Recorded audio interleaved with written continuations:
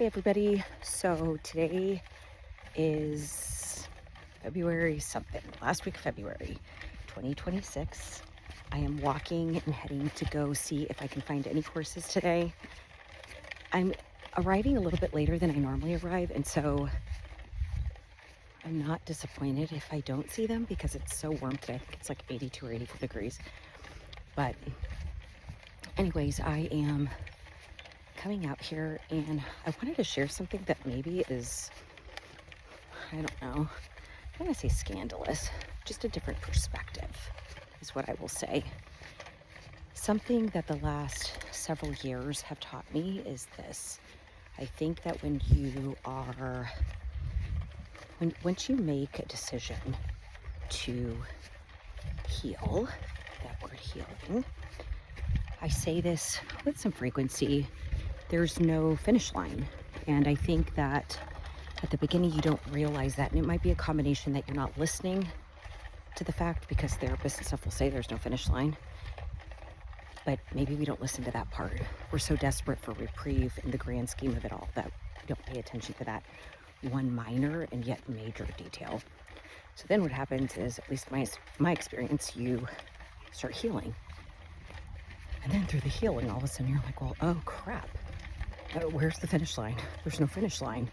Because what happens is there's at one point a switch that flips within yourself that you realize that there's always a combination of room for improvement, a combination of things to learn, and then you quickly realize that the road is going to be long. And sometimes that can be overwhelming, and then other times it can be peaceful, and then other times it can be in between. That's okay. Hi there. And so I don't know, that was something that was kind of shocking to me during the healing process. Nevertheless, when you have experienced something traumatic, and whether you have, or maybe not, it's just a matter of that there are some things that you're wanting to work through. I think that something that we tend to do is we start looking at quotes or researching or whatever in our own quote unquote in between times of sessions potentially. And then you see these quotes where it's like you're almost, I don't know, the best way to describe it, you're trying to snap yourself out of whatever funk you feel that you're in, that you're supposed to be getting yourself out of. And oftentimes those quotes, you've got to be careful, at least in my experience. I was diagnosed with complex PTSD when shortly after I got served the divorce papers, and I knew things had been bad in my situation. I didn't realize how bad, and then I didn't like that answer. I was still in my phase of trying to protect, because how could somebody do that to you or put you through that? And I went to somebody else and got diagnosed, and then went to a third person and got diagnosed with complex PTSD because of it. And finally I just decided to sit in that. Didn't accept it at the time, but I just stopped trying to go find a different answer because I kept getting the same one. And so, and it wasn't like one of those like pregnancy tests where there's a faint line and you're like straining your eyes. It was, this is your results, and it's so off the charts that it's off the chart. There's no gray. So something that, I learned having complex PTSD is those quote unquote inspiration quotes, right? Or those motivational speakers actually many times cause you to digress because it's such overstimulation, and because so much of what is within your body and your brain, it's to such a degree or layer behind what your frontal cognitive skills are, right? That it triggers things in you that you didn't even realize, and oftentimes don't realize until it's too late. And so I had to learn that healthy balance, because I was always somebody that was professionally driven, personally driven,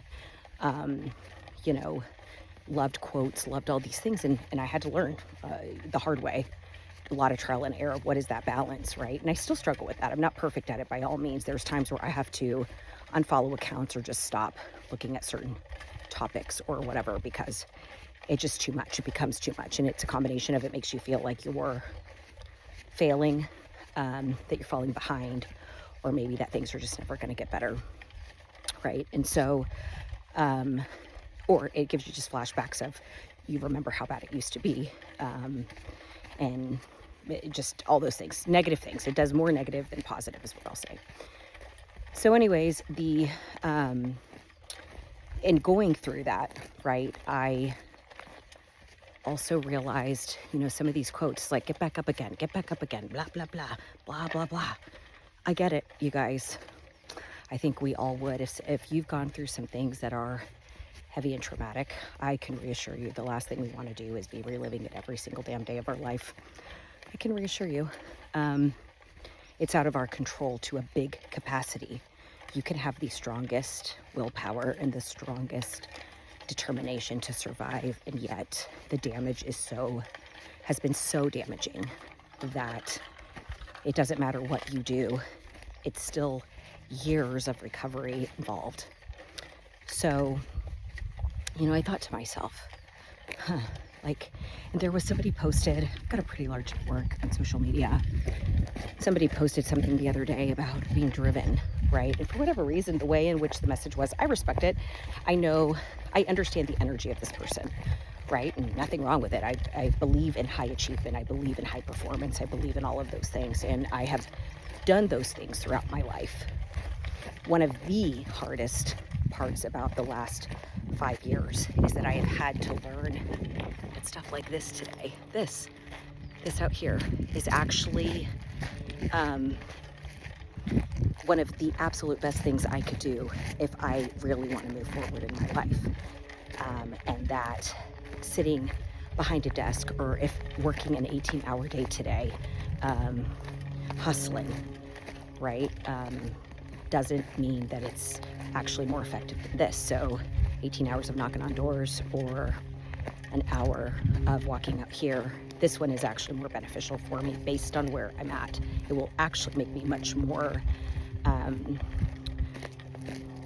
driven. The output will be much stronger because when I'm done here and I go home, I've got work to do, and I will be giving it my best simply because I took the time to drive out of my way to come do something that centers me. And so, I thought to myself, it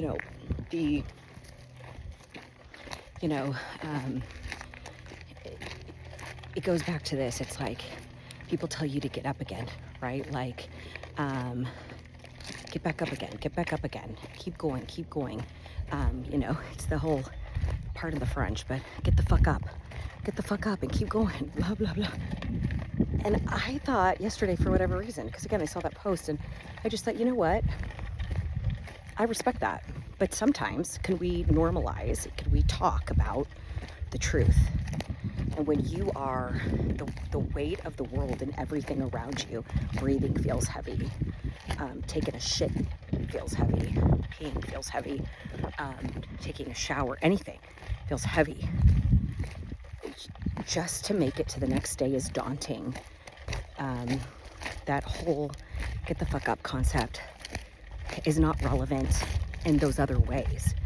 It can oftentimes mean take a nap so that I can be functioning, right? Take a 30-minute nap, an hour nap, so I can keep going. It's the, take a breather so I can keep going. It's the don't answer those emails. It's the make my social media group smaller. It's the don't go to networking tonight and that's going to be okay. It's not the end of your career, the end of the world. It's saying I can't be friends anymore, love you, but I just can't. It's not good for me anymore. There's so many other things that phrase or that terminology can reference. And I think that it's important to talk about those. And because sometimes, getting quote unquote the fuck on is often just learning how to have some stronger boundaries and how to love yourself enough so that you can, in essence, go live your absolute best life that you can live. So that's what I have. I'm going to keep walking to where the horses usually are to see if I can find any. I'll actually show you guys. There's people on their horses right now walking across. Very exciting. But don't forget, I see you, I love you, you matter to me, and with that, I will talk to you soon. Bye, guys.